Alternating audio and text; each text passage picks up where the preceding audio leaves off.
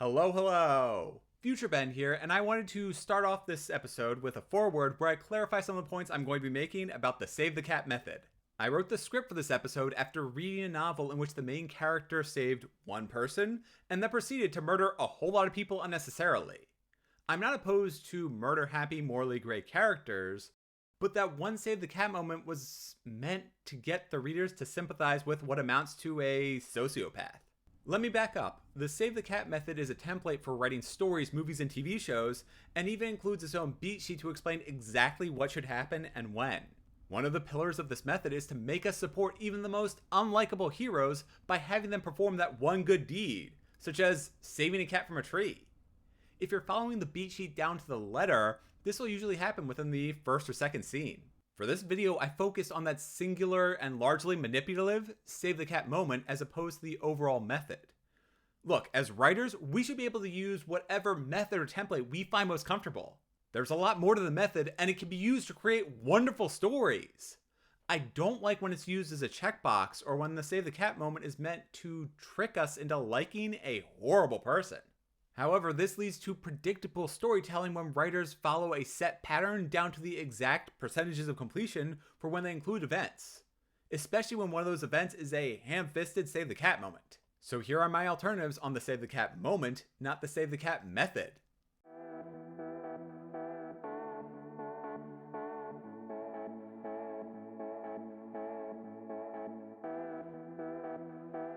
Hello, hello! I am Ben Pick, and thank you for joining me in Running to Write, where I give questionable writing advice through running metaphors. Today, I'm going to discuss a story mechanic used to get readers to see your characters as heroic. That's right, it's time to save the cat! Or rather, I'll be discussing 5 alternatives to this method. Save the cat moments occur when a single good deed endears us to the characters of the story. By protecting a defenseless animal and risking their own lives in the process, the characters prove to be worthy of admiration. This trick makes us care about those characters before the plot takes off. I don't typically like Save the Cat moments because in the mediums I consume, they feel contrived and manipulative, especially when the hero is saving a box of kittens. Looking at you, whichever Hellboy movie was that desperate. That makes this a shortcut to getting us to empathize with characters without putting in the work to make them likable.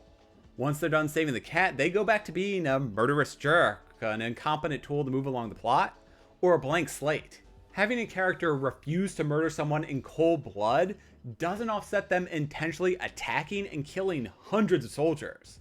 Now, there can be some debate about whether the waves of minions serving some evil overlord are innocent victims, but I'm not going to go into that here. They're still living people with families, and heroes rarely consider the hordes of people they're killing after they spare that one single person. I frequently read main characters who refuse to murder unnamed and unarmed victims, but have no qualms about killing others in their way, be they shop owner or idling warrior. While this is how you end up with morally gray characters, these Save the Cat moments made the characters I read feel like sociopaths with conveniently fluid moral compasses. Here are 5 alternatives to making your heroes perform over-the-top good deeds. Number 1, build strong relationships. When characters in a story care about each other, that comes through for the reader.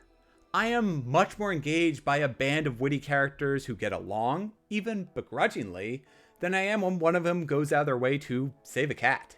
Who those characters choose to spend most of their page count with and how they treat them mean a lot more than having one of them help an old lady across the street or step in to confront a bully hurting someone else. Those actions are usually taken by honor-bound do-gooders who lack interesting personalities. Number 2, purpose. Having a highly motivated character is a lot more interesting than one who goes about performing random good deeds. I also learn a lot more about them based on the choices and sacrifices they make to achieve their goals. Do they want to be the best 100-meter sprinter in the county? Well, are they willing to train their body to the point of breaking and risk their academic future to put in the time and effort needed to do so? That is an endearing character. Or are they someone who wants to be a NASA engineer so they skip nights out with their friends to study? Number 3, failure. Does your character see the Save the Cat moment and let it pass them by? Let's say you have a character watch a thief steal money from a crooked wrestling organizer and then hold the door as said thief runs right by the hero.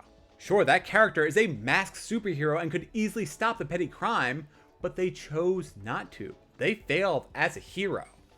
And later that night, the thief goes on to murder the hero's uncle. Now that hero is burdened with the one time they failed to save the cat, so they go out of their way, they break themselves to save every cat. That mindset can only lead to failure, often in spectacular and amazing fashion, yet he returns every time to try again. Spider-Man stories are rarely about saving everyone, but rather in how he stands back up after each massive failure to save as many people as he can. Those failures and his reactions and responses to them are one of the main reasons why Spider-Man is my favorite superhero. Number 4, give choices meaning. Instead of making the obvious choice by having the hero put themselves in harm's way to save a box of kittens, give them a moral dilemma. Will the main character stab their foe in the back to save their friend?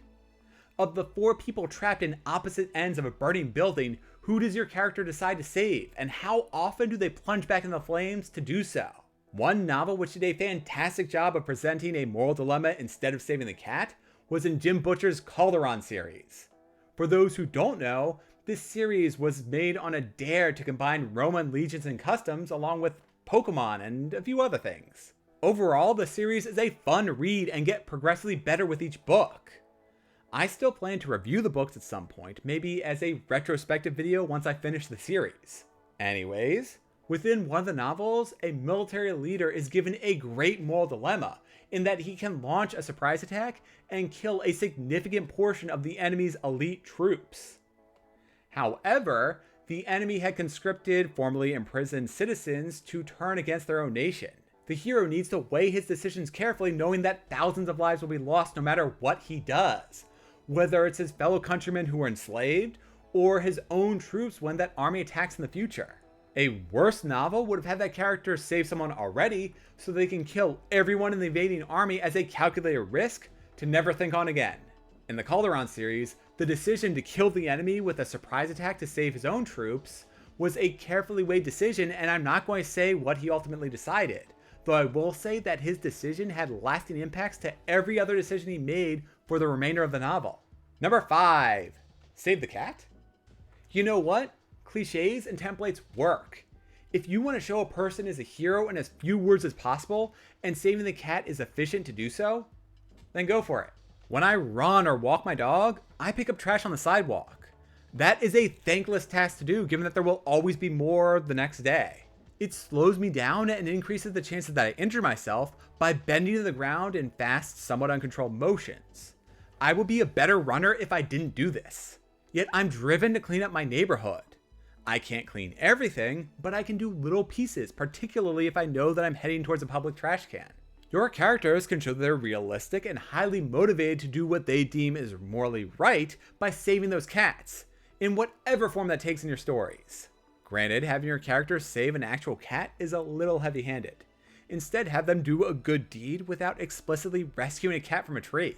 Why not have them stop a careless pedestrian from walking into traffic, be supportive of a friend going through a rough time, or raise a shield to protect a villager from a rampaging dragon burning their crops? Those are some of my alternatives to the Save the Cat story method, along with a reason to tread down that well-worn path. I am Ben Pick, and thank you for joining me in Running to Write. If you like what I do here, then please hit those like and subscribe buttons. If you really like what I do, then share this video with your friends. Let me know in those comments about the most creative way you've made a character endearing, or the highest number of cats you've had a character save across a novel. Do you agree with my opinions, or is everything I said wrong? I post my running and writing progress on social media, so be sure to follow me and join in with your own thoughts. Come back next Monday night for a follow-up on why your villains don't need to hurt fuzzy little animals. See you next time. Until then, rescue all the cats from trees in real life, but don't add those moments to your stories.